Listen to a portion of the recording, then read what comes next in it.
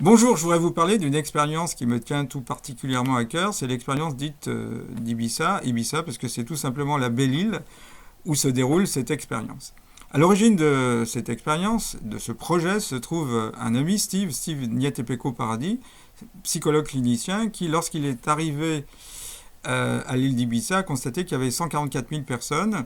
144 000 personnes, on le retrouve dans l'Apocalypse de Saint Jean. Il est dit que lorsque 12 tribus d'Israël, comportant chacune 12 000 personnes, pouvaient fonctionner en synergie, eh bien, on pouvait changer le cours de l'histoire. Il y a vu un signe qui permettait de changer le cours de l'histoire pour nous. Alors, pour comprendre pleinement cette expérience d'Ibiza, qui consistera finalement à réunir des gens qui, par leurs pensées et leurs émotions, vont attirer un futur plus harmonieux, plus équilibrant, plus humain et porteur de valeurs que beaucoup de gens voudraient voir triompher dans cette période trouble que nous vivons.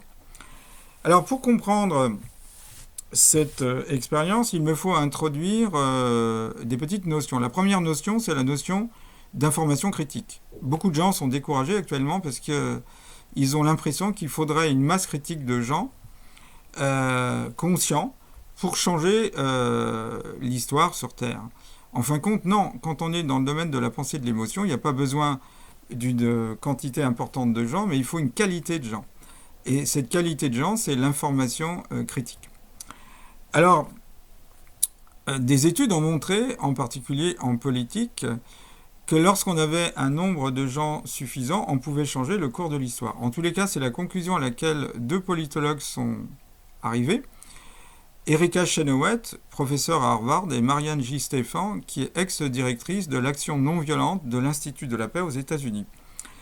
Elles ont étudié 323 mouvements qui se sont déroulés entre 1900 et 2006, et elles ont cherché les points communs des mouvements qui avaient réussi soit à provoquer une révolution, soit à provoquer des changements importants au niveau sociétal ou politique.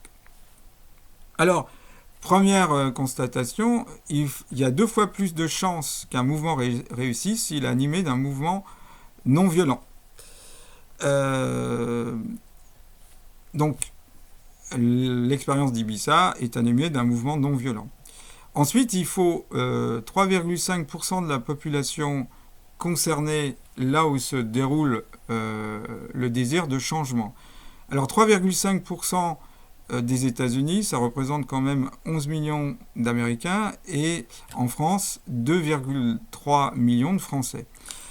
L'île d'Ibiza ayant une population beaucoup plus modeste, de l'ordre actuellement de 150 000 personnes, si vous prenez 3,5%, ça représente 5 600 personnes.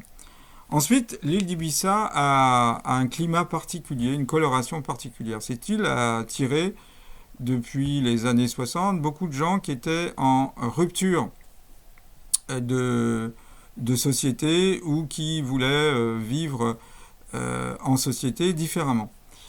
Alors quand on décide de changer, après avoir passé la barrière du déni, on va vivre des émotions qui sont la colère, puis la peur, puis la dépression et la tristesse, et enfin on va remonter en énergie. On vivra l'acceptation, le pardon, la quête de sens, le renouveau, et enfin la sérénité et la paix retrouvée. Ces différentes étapes forment ce qu'on appelle la vallée des larmes.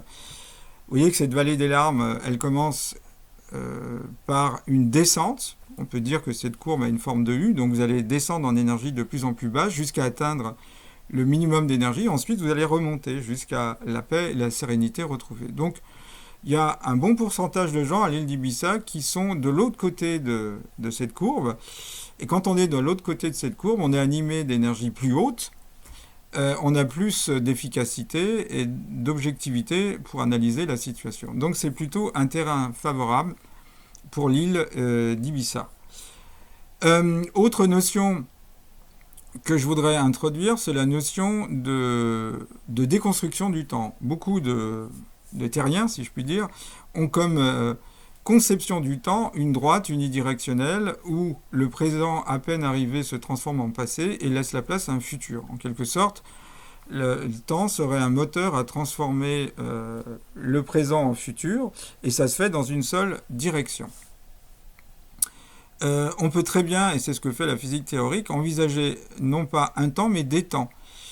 Notre présent est un flux qui s'écoule à vitesse régulière, mais on peut très bien envisager des temps qui s'écouleraient plus lentement que notre présent, qu'on va qualifier de passé potentiel, et on peut à l'opposé envisager des futurs qui s'écouleraient plus rapidement que notre présent, qu'on va qualifier de futur potentiel. Le présent serait l'actualisation d'un temps passé potentiel ou d'un temps futur potentiel. Alors c'est intéressant quand vous regardez cette conception nouvelle du temps, c'est que le futur potentiel précède le présent. Donc au présent, un groupe de gens animés de pensées et d'émotions de qualité peuvent attirer un futur sélectionné et donc changer le cours de l'histoire sur Terre. Alors ce petit échantillonnage va évidemment déclencher une réaction en chaîne comme en fission nucléaire. Alors autre conséquence de l'abandon d'un temps unique au profit d'une pluralité de temps, c'est que chaque objet inerte ou vivant, donc un humain, est dédoublé. Ça veut dire quoi? Ça veut dire que nous vivons tous ici-bas, au présent, mais nous vivons également simultanément dans un temps qui s'écoule plus lentement. Et cette autre partie de nous-mêmes, qui n'est ni un ange ni un archange, n'est pas incarnée. Et donc le fait que notre double ne soit pas incarné, ça lui permet d'aller visiter les passés potentiels. Il aura donc la possibilité d'être en lien avec les informations du principe créateur, la banque de données informationnelle. Et grâce à ce lien, il pourra sélectionner avec discernement des futurs potentiels qui nous conviennent au mieux à tous les deux. En quelque sorte, notre double est un goûteur et trieur de temps. Et donc, si chacun qui participe à l'expérience d'Ibiza demande à son double d'améliorer les problèmes qu'il peut rencontrer dans son quotidien et puis d'améliorer la situation collective, eh bien à ce moment-là, on peut faire ce que j'appelle une méditation, c'est-à-dire une méditation, c'est la contraction de méditer et action, et l'action viendra de notre double. Alors, qu'est-ce qu'il faut comme état intérieur pour avoir ce contact avec notre double ? La première chose, il faut être dans la certitude que ce double existe et qu'il a la puissance d'une étoile et qui peut sélectionner les futurs potentiels les meilleurs pour nos problèmes individuels et quotidiens. Ensuite, il faut être plutôt dans un état de bienveillance vis-à-vis de soi, des autres et de la situation actuelle. Si possible de joie et pour ceux qui le peuvent, d'amour.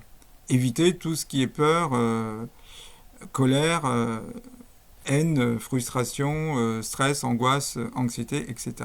Ça limite l'échange avec notre double. Plus vous serez dans un état de bienveillance, plus vous aurez un intense échange avec votre double. Et on atteint ainsi une philosophie que j'appelle l'égoïsme altruiste, c'est-à-dire en étant égoïste, on participe à l'équilibre de la planète.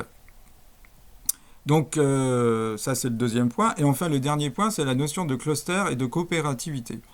Tout le monde a observé que quand on met de l'eau sur une source de chaleur, l'eau commence à s'agiter dès que la température monte, et puis commencent à apparaître des petites bulles de gaz dans une majorité de liquide. Et ces petites bulles, d'une certaine taille, forment un domaine qu'on appelle cluster. Puis ces petites bulles vont fusionner pour donner des moyennes bulles, deuxième cluster, puis ces moyennes bulles vont fusionner pour donner des plus grosses bulles, et enfin toutes les grosses bulles vont fusionner pour amener la totalité du liquide à passer à l'état de vapeur. C'est ce qu'on appelle en physique une vaporisation, une transition de phase. On est passé de la phase liquide à la phase gazeuse. Et on constate que au fur et à mesure que le processus se déroule, eh bien, le premier cluster facilite la vitesse avec laquelle apparaît le deuxième cluster, qui lui-même facilitera l'apparition d'autres clusters. Alors ce phénomène, on le trouve également dans le vivant, où nous respirons grâce à nos globules rouges qui comportent une protéine qu'on appelle l'hémoglobine, et cette protéine est capable de fixer 4 molécules d'oxygène. Et on constate que quand la première molécule d'oxygène s'est fixée, ça accélère la fixation de la deuxième. Lorsque les deux sont fixés, ça accélère la fixation de la troisième. Et quand les trois sont fixés, ça accélère considérablement la fixation de la quatrième. Et cette propriété où un phénomène est accéléré en fonction de sa récurrence, ça s'appelle une coopérativité. Alors en conclusion, l'expérience d'Ibiza consiste à réunir au moins 5600 personnes qui vont faire de la méditation, faire intervenir leur double et monter en puissance de façon à sélectionner le meilleur des potentialités pour ce cluster premier qui apparaît à l'île d'Ibiza. Et selon les lois de la coopérativité, ce premier cluster à l'île d'Ibiza va accélérer l'émergence d'autres clusters dans le monde. Ainsi, on pourra, par un jeu de dominos, faire émerger d'autres clusters qui vont eux aussi avoir pour objectif de faire venir sur Terre un futur différent que celui qui nous est programmé et peut-être faire triompher le grand réveil plutôt que le grand reset. Alors il me reste à donner quelques informations pratiques. Première information, c'est que si vous voulez participer à cette expérience, il faut vous inscrire sur un site qui s'appelle riseupibiza.org, de façon à ce qu'on puisse voir le nombre de gens qui participent à cette expérience. Et donc comme ça, on pourra voir comment ce cluster évolue. Deuxième point pratique, c'est que si vous habitez l'île d'Ibiza, vous pouvez parler à d'autres habitants de l'île d'Ibiza de cette expérience. Si vous êtes extérieur à l'île d'Ibiza, vous pouvez en parler à des habitants de l'île d'Ibiza. Et puis évidemment, les habitants de l'île d'Ibiza peuvent en parler eux aussi à l'extérieur. On a actuellement sur le site riseupibiza.org à peu près de l'ordre de 1600 personnes inscrites et 4500 à l'extérieur. Donc effectivement, on commence à progresser dans l'atteinte d'une information critique. Et enfin, cette méditation va se faire tous les jours jusqu'au 31 décembre 2021 à 21h21. Alors je vous conseille de programmer votre portable à 21h18 pour avoir 3 minutes pour se préparer et être dans l'état adapté à le contact avec son double et ainsi devenir un super guerrier de lumière. Voilà, je vous remercie de votre attention et au plaisir de participer avec vous à cette expérience d'Ibiza. Voilà, bonne journée.